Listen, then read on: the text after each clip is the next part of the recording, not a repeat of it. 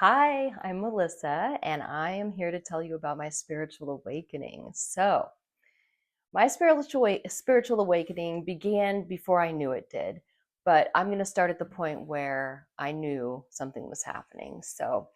I was with some friends, and we were at a yoga retreat in Sedona, Arizona. So, my best friend and I flew out. We met up with some other friends. We're in Sedona in the mountains. It's beautiful. The lodging that we're staying at doesn't have a front desk or anything. It's just all of these rooms, and we have our codes to get in. So it was beautiful. On this particular day, I had a microdose of mushrooms before we went on this hike.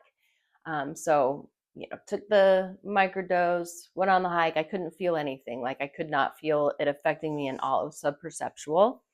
And so after the hike, we get back to the rooms. We're all getting showered up, ready to go. We're going to go out on the town for a nice dinner.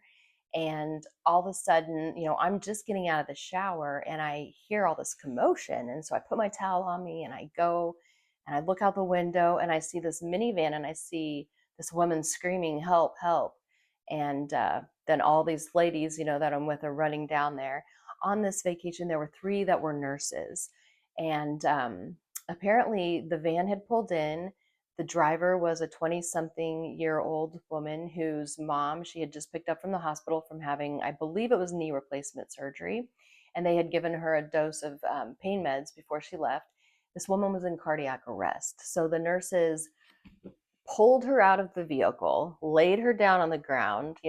Someone called 911, but like I said, we're in the mountains. There's no one around.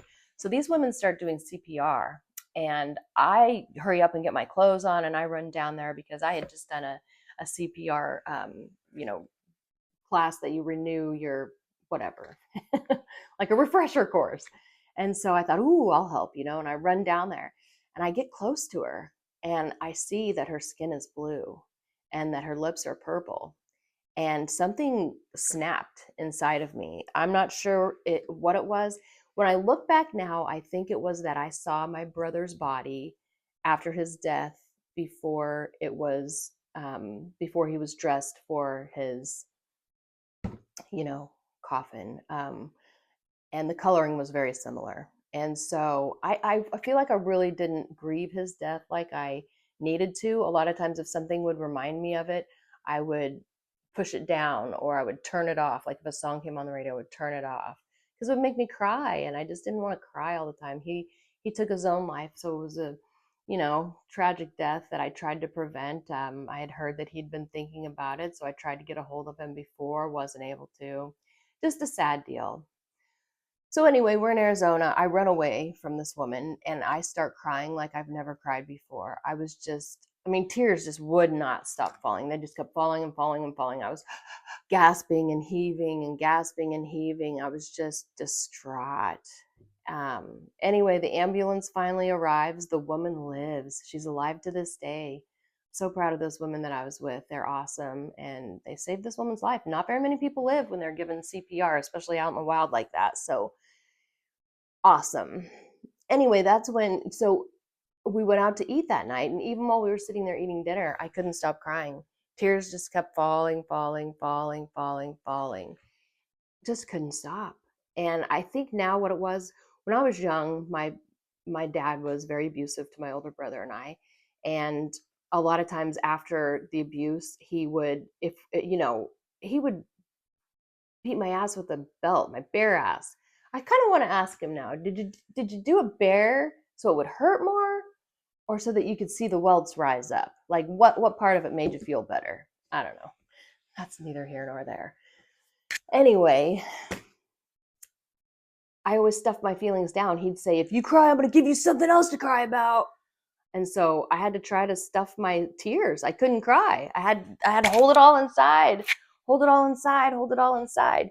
And in my 30s, when I was going through therapy, I remember my therapist just being dumbfounded because we were doing an exercise and there were a lot of emotions coming up for me. And she said, "Just cry, just scream, just yell, get it out." And I couldn't. This is what I looked like. Like I couldn't get it out.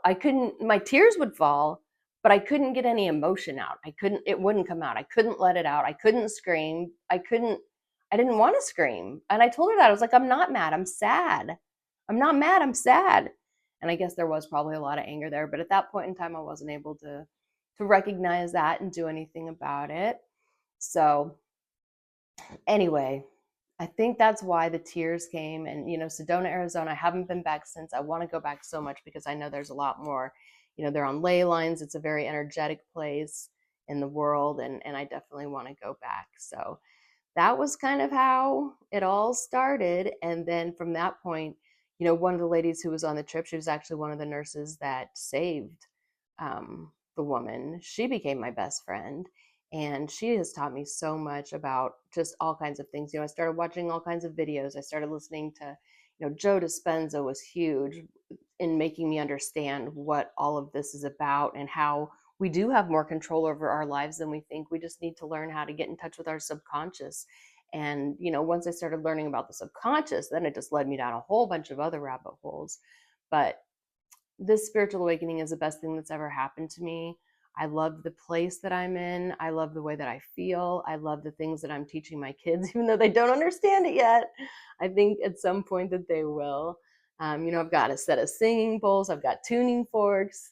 I'm into vibration and frequency healing. I think that's what the future is going to entail. I just, it's just such an exciting time. I really don't have a whole lot more to say about it right now. But when I do, I will post more. And so if any of you out there want to watch things, I would say Joe Dispenza, Eckhart Tolle. There was a lady named Christina Lopes that I watched in the beginning for a while. There was someone named Ella Ringrose that I watched in the beginning for a while.